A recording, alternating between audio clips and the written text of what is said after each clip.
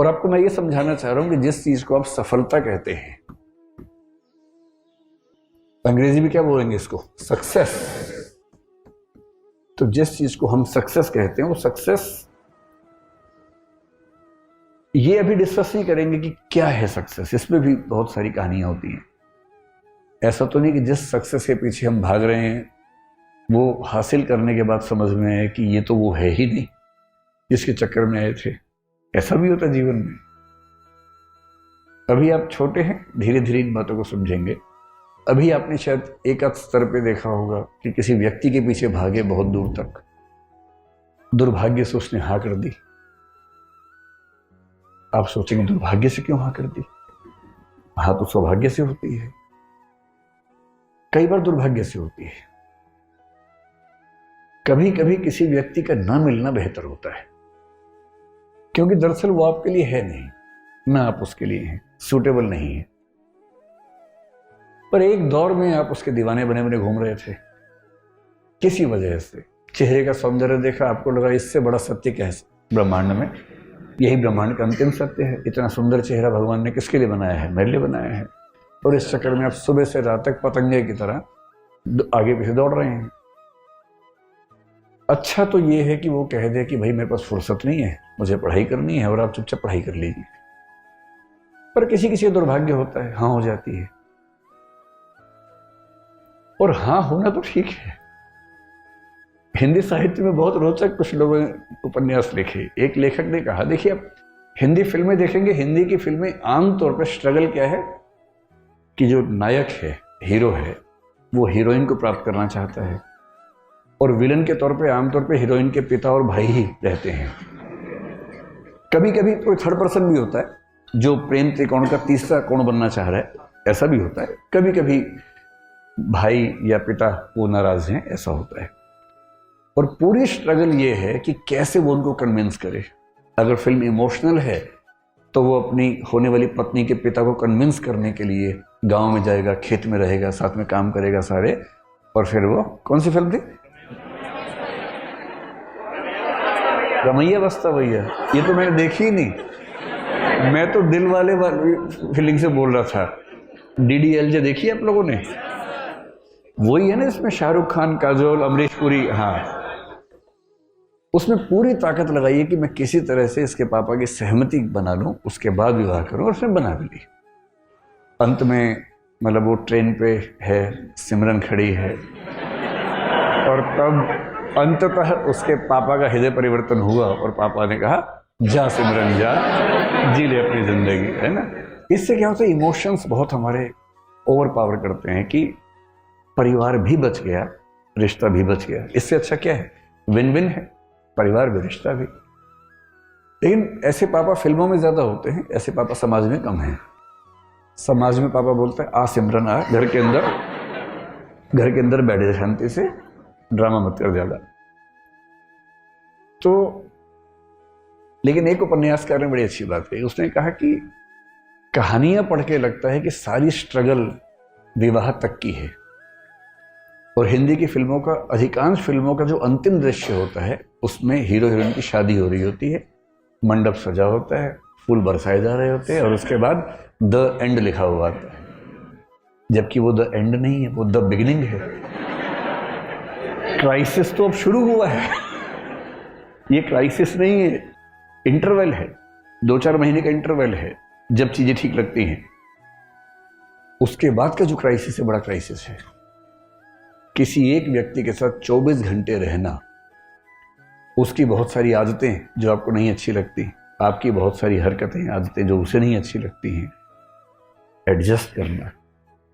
कभी कभी मन विद्रोह करता है, झगड़ा करता है, मन करता है कि इसके साथ रहने के लिए मैंने इतनी स्ट्रगल की, अपने घर से झगड़ा किया।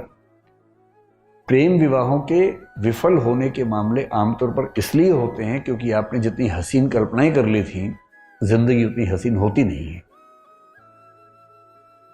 जब तक प्रेमी प्रेमिका है, जिंदगी बड़ी हसीन है, क्योंकि करना क्या है, बाइक पे घूमना है, आइसक्रीम खानी है, गप्पे मारनी है, तो स्ट्रगल तो है नहीं। लेकिन विवाह के बाद तो फिर किराया भी देना है घर का, आटा भी खरीद के लाना है, दाल भी लेके आनी है, और एक दूसरे की कड़वी बातें भी सुननी है, जो पहले तो मीठी मीठी बातें होती थी। एक दूसरे को मेकअप के बिना भी देखना है, जो नेचुरल पोज है वो भी देखना है। अभी तक तो वो देखा गया जो बहुत अच्छे से बनाया गया था। दिन में 1 घंटे के सौंदर्य के लिए 3 घंटे तपस्या की गई थी, केवल वो 1 घंटा देखा था। अब तो बिना पानी बिना धूप वो जो मूल रूप है, अब तो वो भी सामने आएगा। हाँ, मेरी भी लव मैरिज है। मतलब जब कोई व्यक्ति कहे तो कुछ हिस्सा तो अपने अनुभव से आता ही होगा उसका भी। सीधी सी बात है, इसमें क्या है।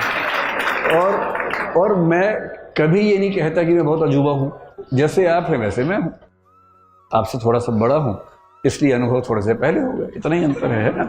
वो सबके साथ ही होना। लेकिन असली स्ट्रगल यहां तक की थोड़ा ना हो, तो उसके बाद की। जैसे आईएएस बनने तक की स्ट्रगल एक है, आईएएस बनने के बाद की स्ट्रगल दूसरी हो जाती है। पर स्ट्रगल तो जिंदगी में रहती है, हमेशा रहती है। हरिवंश राय बच्चन ने बड़ी अच्छी बात कही कि संघर्ष है तो जीवन है। बिना संघर्ष थोड़ा जीवन होता है, जीवन में संघर्ष थोड़ा बहुत रहता ही है। ठीक वैसे ही जो आपसे कहना चाह रहा था कि अगर दुर्भाग्य से किसी ने हाँ बोल दिया तो इस बात का बहुत खतरा है कि एक तो आप पढ़ाई से दूर भाग जाएंगे, डिस्ट्रैक्शंस बहुत हो जाएंगे। उससे बड़ा खतरा है कि 3-4 महीने 6 महीने बाद आपको उस व्यक्ति से भी दिक्कत होनी शुरू हो जाएगी और फिर आपको जीवन का सत्य दिखेगा, मुश्किल दिखेगी। इसका मतलब ये नहीं है कि जीवन सुंदर नहीं है, जीवन बहुत सुंदर है। बस सही समय पर सही चीजें हों, सही तरीके से हों तो सौंदर्य बढ़ जाता है। तो सफलता क्या है उस पर हम आज बात नहीं करेंगे, क्योंकि सफलता एक दौर में हमें जो लगती है, एक दौर के बाद कभी कभी लगता है कि वो सफलता नहीं है। मैं ऐसे बहुत आईएएस अफसरों को जानता हूं जिन्होंने पूरी ताकत से आईएएस या आईपीएस या कोई सर्विस में सिलेक्शन लिया, काम कर रहे हैं 10 साल 20 साल 22 साल से काम कर रहे हैं। और जब उनसे गुफ्तगू होती है बहुत अच्छे से, तो उनमें से कुछ लोग जब इमोशनल लेवल पर बात करते हैं तो कहते हैं कि गलत फैसला हो गया, मेरा मूल व्यक्तित्व इस चीज के लिए था नहीं, पर मैं इस चीज में आ गया। और ये सबके साथ किसी ना किसी मात्रा में होता है, इन चीजों का तनाव नहीं लेना है। आज हम ये समझेंगे कि सफलता का मतलब, अगर हम मानने आपको आईएएस बनना है, जैसे आपका फिलहाल यही उद्देश्य है, यही सपना है, तो उसके लिए कौन सी चीजें आपके अंदर होनी चाहिए। अगर हैं तो बढ़िया है, नहीं तो उस पर थोड़ा थोड़ा काम करना शुरू कर देंगे अभी से, है ना। तो हम आईएएस को भी दिमाग में रख के बात करेंगे, लेकिन सिर्फ आईएएस की बात नहीं करेंगे, और भी चीजें दुनिया में हैं उनको भी ध्यान रख के बात करेंगे। एक क्षमता होती है जिसको बोलते हैं आईक्यू। सुने आपने क्या होता है? ये आई क्यों नहीं है, आईक्यू है ना, ठीक है। आईक्यू, इसकी फुल फॉर्म क्या होती है? Intelligence quotient. कोशिएंट क्या होता है? कोशिएंट का मोटा मोटा मतलब समझ लीजिए कि किसी चीज की वैल्यू कितनी है, किसी रेफरेंस में किसी चीज की वैल्यू, किसी चीज की मात्रा, क्वांटिटी कितनी है, उसको बोलते हैं कोशिएंट, ठीक है। आईक्यू का सरल भाषा में मतलब है कि आप कितने तार्किक व्यक्ति हैं, आप कितने बौद्धिक व्यक्ति हैं, आपकी जो तार्किकता है, रैशनैलिटी है, आपकी जो रीजनिंग की कैपेसिटी है, लॉजिक की कैपेसिटी है। लॉजिक, रीजनिंग, ये सब शब्द लगभग मिलते जुलते हैं। ये क्षमता कितनी है आपके अंदर?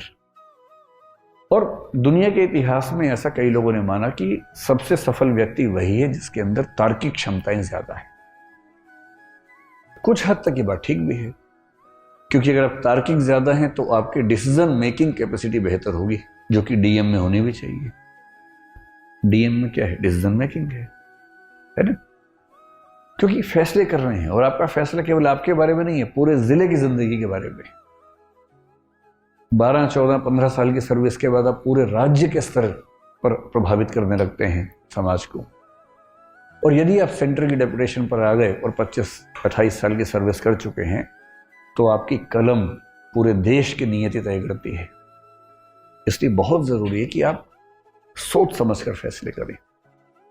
आपका चीजों को समझने का, फैसला करने का जो प्रोसेस है, उसमें जो तटस्थता चाहिए, ऑब्जेक्टिविटी चाहिए, वो एकदम ठीक हो। ऑब्जेक्टिविटी का मतलब है कि आप फैसले इसलिए नहीं करते कि आपका मूड अच्छा नहीं था, आपकी विचारधारा ये है, आपके मन में ये भावना आ गई अचानक, नहीं।